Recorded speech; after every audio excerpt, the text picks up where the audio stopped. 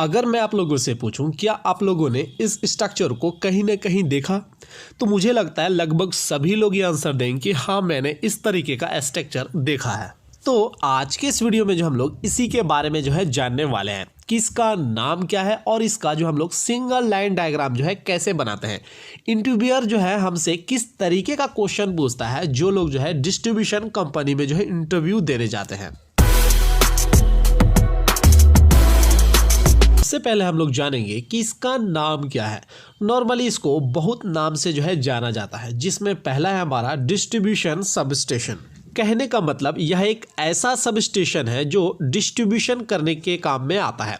कहने का मतलब इस सबस्टेशन के ट्रांसफार्मर से जो भी हमारा आउटपुट निकलता है वह कंज्यूमर के लोकेशन तक जाता है। कहने का मतलब हमारे घरों के कनेक्शन के लिए जाता है, इसलिए जो हम लोग इसे डिस्ट्रीब्यूशन सबस्टेशन कहते हैं। हम लोग इसे जो है पोल माउंटेड सब स्टेशन भी कहते हैं। क्यों कहते हैं? क्योंकि यह सब स्टेशन पूरी तरीके से इस पोल से माउंटेड रहती है। कहने का मतलब इस सब स्टेशन के जितने भी इक्विपमेंट या डिवाइस है वह इस पोल से अटैच रहते हैं, इसलिए जो हम लोग इसे पोल माउंटेड सब स्टेशन भी कहते हैं। इसे जो हम लोग पोल माउंटेड डिस्ट्रीब्यूशन सब स्टेशन भी कहते हैं। कहने का मतलब अब हम लोग पहला और दूसरा नाम को मर्ज करके जो है तीसरा नाम दे देते हैं, उसे कहते हैं पोल माउंटेड डिस्ट्रीब्यूशन सब स्टेशन। कहने का मतलब यह सब स्टेशन जो है आपका डिस्ट्रीब्यूशन में भी काम में आता है और साथ ही साथ पोल से माउंटेड होता है। इसे जो हम लोग 11/0.433 kV सब स्टेशन भी कहेंगे। यहाँ पर जो आपका 11 kV है वह सब स्टेशन के इनपुट वोल्टेज को बता रहा है, और जो आपका 0.433 kV है या आपका 433 वोल्ट है, ये इस सब स्टेशन के आउटपुट वोल्टेज को बता रहा है।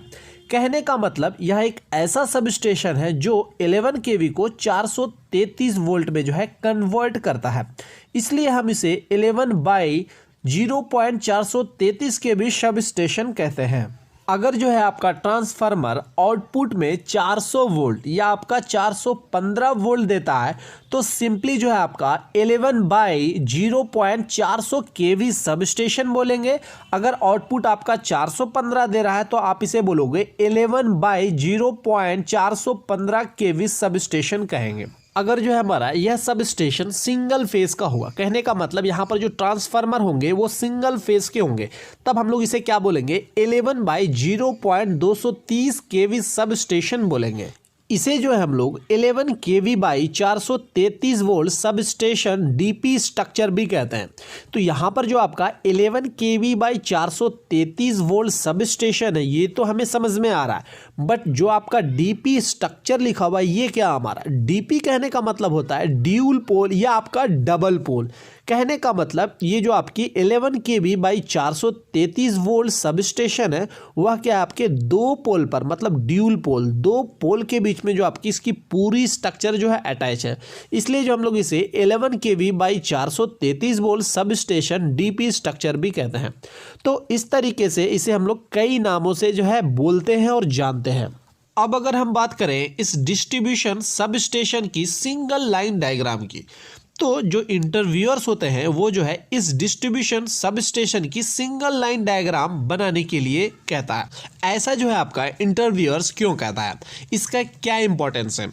अगर जो है आप इस डिस्ट्रीब्यूशन सब स्टेशन की अगर सिंगल लाइन डायग्राम अगर आप बना लेते हो तो इंटरव्यूअर्स को यह पता चल जाता है कि इस बंदे को जो है डिस्ट्रीब्यूशन सब स्टेशन के बारे में नॉलेज है, उसकी वर्किंग के बारे में नॉलेज है, उसमें कौन कौन से इक्विपमेंट्स लगे होते हैं उसके बारे में नॉलेज है, उसे उस इक्विपमेंट्स के जो सैम्बल्स होते हैं उसके बारे में भी पता है। तो इस छोटे से जो है सिंगल लाइन डायग्राम से उससे जो है काफ़ी कुछ जो है उनको पता चल जाता है। तो इस डिस्ट्रीब्यूशन सब स्टेशन के सिंगल लाइन डायग्राम बनाने के लिए आपको जो है सबसे पहले यह पता होना चाहिए कि इसमें कौन कौन से इक्विपमेंट्स लगे होते हैं, कहाँ पर लगे होते हैं, और साथ ही साथ इसके सैम्बल्स के बारे में भी पता होना चाहिए।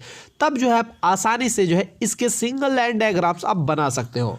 जो लोग इस वीडियो को नहीं देखें वो लोग जरूर देखें। DTR स्ट्रक्चर कहने का मतलब डिस्ट्रीब्यूशन ट्रांसफार्मर स्ट्रक्चर।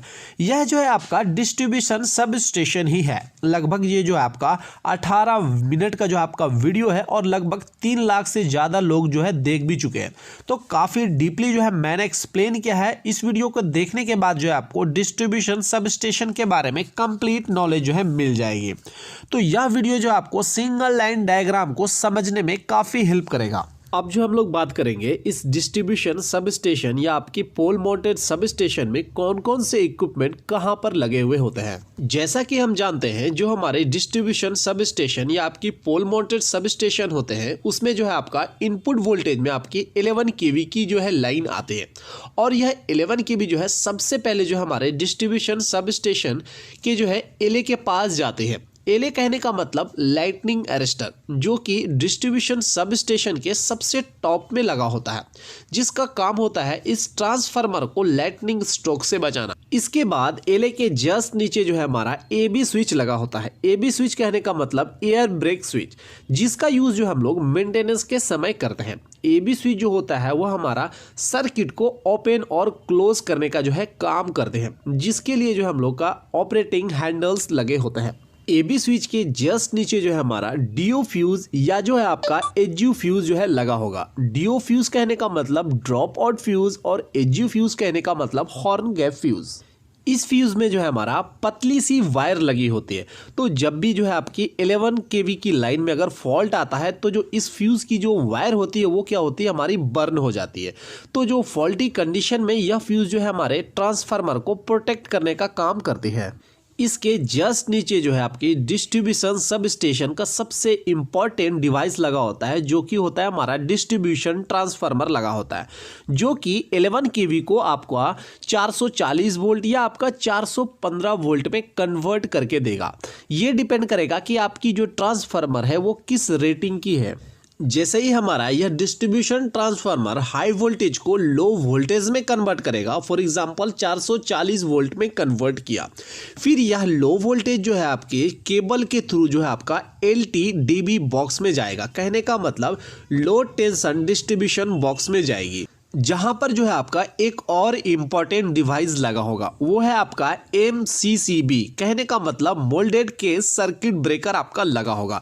तो जब भी हमारा लो वोल्टेज के साइड में किसी भी तरीके का अगर फॉल्ट आएगा तो यह MCCB जो है आपका ऑटोमेटिक जो है ट्रिप हो जाएगा।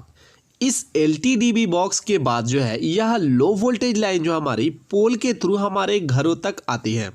तो अब जो हम लोग सिंगल लाइन डायग्राम बनाएंगे। अब इसे आप बहुत ही आसानी से बना सकते हैं। जो हमारी डिस्ट्रीब्यूशन सब स्टेशन है वह क्या है, हमारी 11 kV की लाइन से जो है कनेक्ट है।